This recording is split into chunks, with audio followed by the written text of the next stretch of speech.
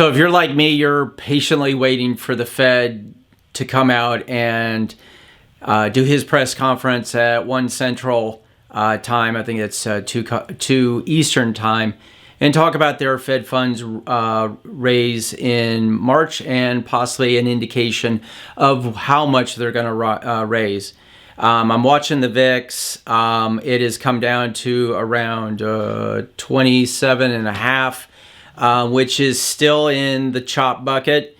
Anything over 17 to 29 is more of that volatile environment where, you know, markets can move either way in an instant and basically rip your face off, or give you a nice clean new Lamborghini if you time it right? So what I'm anticipating is that since the S&P 500 has moved up today into the 70 points and above range, when I checked this, that we're probably going to see and possibly a pullback and anticipation. It's that buy on the rumor, sell on the news kind of environment, in my opinion. And if we bust through 30 and we sustain that through the rest of the day and rest of the week, I suspect we're going to head even lower on the S&P.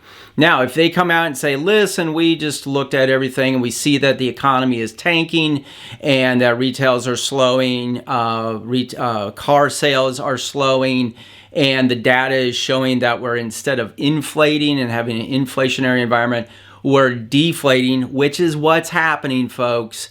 And they say we're going to back off and do a wait and see, or a movie that I just recently saw, a wait and assess approach to raising interest rates.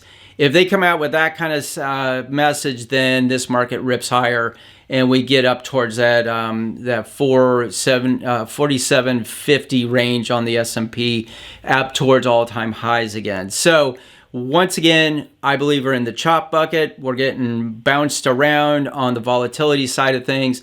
My indicators, though, my mathematical equations that I've slowly built over the last 2 years, are all indicating that we are at the top of this range and that we have more downside potential than upside. So that is my message to you, a quick 3 minutes or less.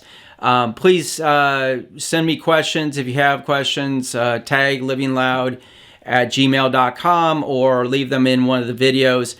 This Sunday's video is about volatility and the three different volatility indexes and how to use them to become a better investor here on Best of U.S. Investors. So peace, live loud, and take it easy.